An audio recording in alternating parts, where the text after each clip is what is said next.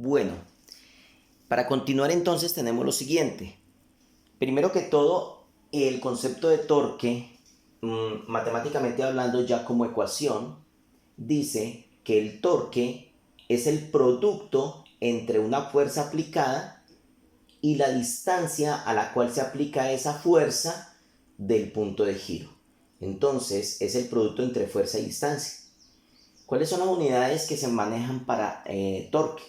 Las unidades en el sistema internacional, en el MKS, tenemos que las unidades de torque son newton por metro. ¿Por qué newton por metro? Porque las fuerzas están dadas en newtons y las distancias en metros. Entonces las unidades de torque son newton por metro. Vamos a hacer el análisis de cada una de las fuerzas aplicadas en esa figura, en esa gráfica, y vamos a ver cómo son los torques. Si aquí hablo de torque 1, este torque 1 es aplicado a la fuerza 1 que está allí, lo mismo que el 2 y así sucesivamente hasta la fuerza número 7. Esa la vamos a dibujar en la parte de acá. Entonces observemos una cosa, miremos la fuerza 1. Como la fuerza 1 es totalmente perpendicular a la posición de la llave horizontal, o sea, se forma un ángulo de 90 grados, entonces el análisis dice que el torque de la fuerza 1 es prácticamente lo que mide la fuerza 1 multiplicado por la distancia a la cual se encuentra el punto de giro, o sea, multiplicada por R. Si la aplicación de la fuerza es en este punto, la distancia que hay de acá hasta acá se multiplica por el valor de la fuerza aplicada, y ese va a ser nuestro torque.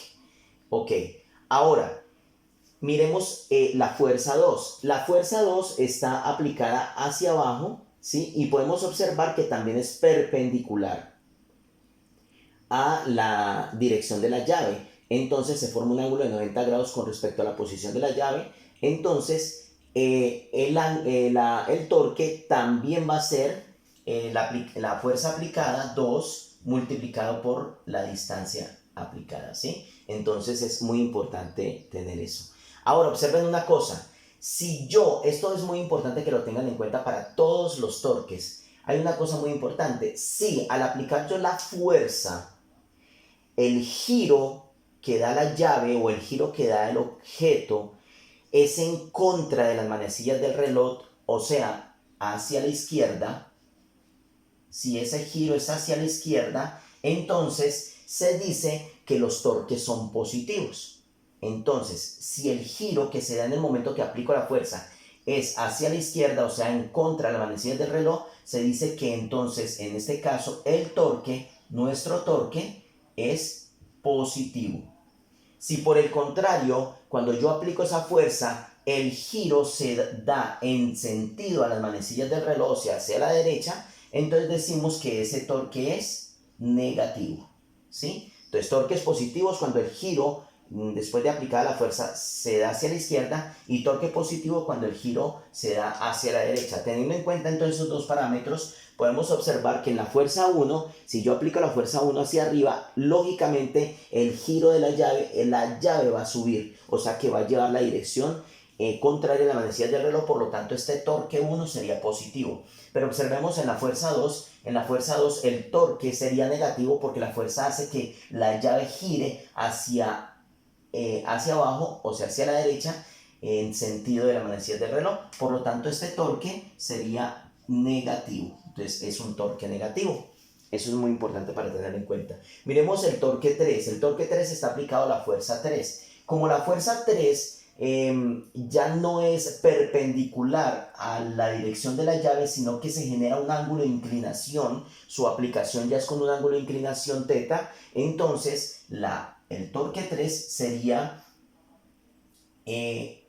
la fuerza aplicada 3 multiplicada por la distancia donde se aplica la fuerza, y adicional a eso debemos multiplicarla por el seno de ese ángulo aplicado, ¿sí? Entonces hay que tener en cuenta que se multiplica por el seno de ese ángulo, ¿sí? Cuando hay un ángulo de inclinación.